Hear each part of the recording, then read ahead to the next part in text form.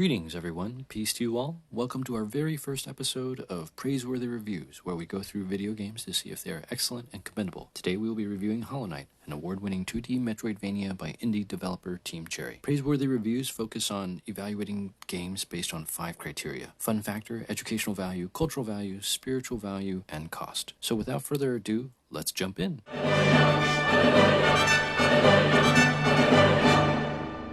Like most Metroidvanias, Hollow Knight has a satisfying gameplay loop consisting primarily of exploration, platforming, and of course combat. The exploration is entertaining and engaging for several reasons. First, the game has a wide variety of differing areas. Each area has different enemies, environmental dangers, and bosses. Because the game is quite difficult and very punishing, exploration requires careful and methodical movement. This challenge is compounded by the fact that when you first enter each area, the map of the area is not known. You have to find the cartographer to get the initial layout, and your map is only updated at save points called benches. In a few areas, the game feels stingy with its placement of benches. If you die, you have to remember where you went without the help of your map, which can be difficult if you have poor memory like me. Platforming in the game can be so challenging that in some places it may not be fun for many people. Often it involves combining your movement traversal abilities in a variety of specific ways. Still, movement feels good, and there are often multiple solutions to platforming. Platforming requires good response time and excellent reflexes, which can be difficult if you are slower than you used to be, like me. Combat feels good, controls are tight, and abilities are useful. There are a wide variety of melee abilities you can learn called nail arts, many of which can be quite powerful. Honestly though, combat is quite frantic, and I could never remember to use the nail arts. There are also a number of different types of spells you can learn, including the all-important focus for healing. Bosses are very memorable and are perhaps the highlight of the gameplay. There are a multitude of mini-bosses and bosses, each more seemingly impossible than the next. Bosses require creative strategy, precision execution, and quite often practice, which is sometimes a big ask if you are a time-poor gamer dad like me. Overall, I'm going to give Hollow Knight 5 out of 5 stars for fun, even though some people may find it very challenging and be frustrated by its difficulty. There's not much to say when it comes to educational content in this game. The educational value of the game comes primarily from hand-eye coordination developed from the combat and the platforming. Combat and platforming are both fairly simple but difficult to master. As I've mentioned several times and will continue to mention,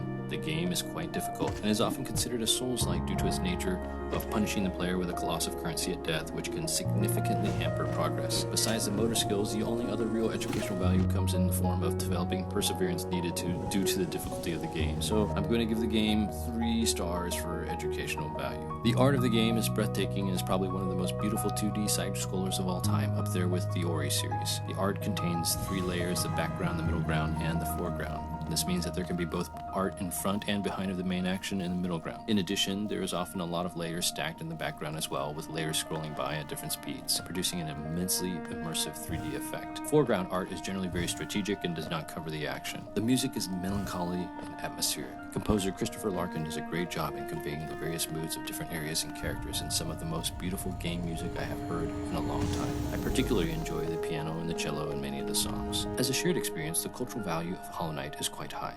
Despite being an indie game, this game sold 3 million copies between its initial debut and February of 2019, just a short 2-year span. According to VG Insights, at time of recording, Hollow Knight has sold approximately 6 million copies on Steam alone. This doesn't include any sales on PlayStation 4, Xbox, or Nintendo Switch.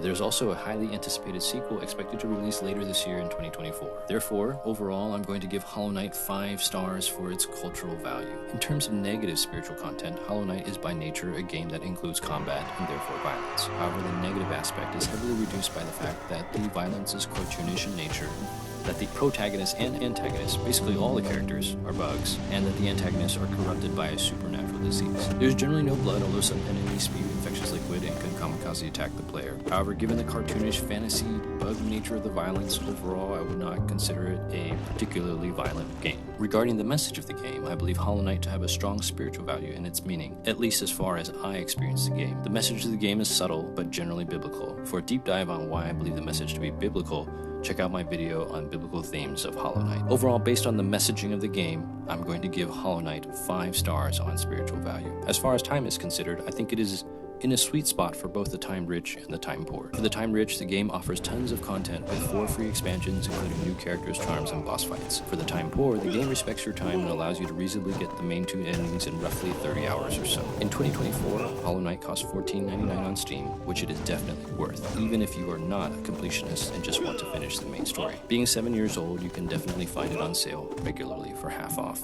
Overall, based on content value, narrative accessibility, and an asking price, I'm going to give Hollow Knight 5 stars for cost. Hollow Knight is a game that I think will appeal to a widely varying audience, including a slightly younger one. It does not require that its player be a Metroidvania enthusiast or a Souls-like fan. Its brutal difficulty, however, may be a deterrent for the more casual gamer. Even in 2024, I would say that this game is worth the time and money it asks of you and provides excellent value in both cultural and spiritual aspects. In short, if you don't particularly dislike Metroidvanias and are not a casual gamer dissuaded by difficult games, Hollow Knight is a very easy recommendation. Based on the criteria discussed, I subjectively assign Hollow Knight the rating of priority purchase. That's all I have for you for this Praiseworthy review. Thank you so much for watching. I really appreciate it. If this video blessed you in some way, please consider watching some of my other videos, subscribing, or sharing with me some of your thoughts in the comments.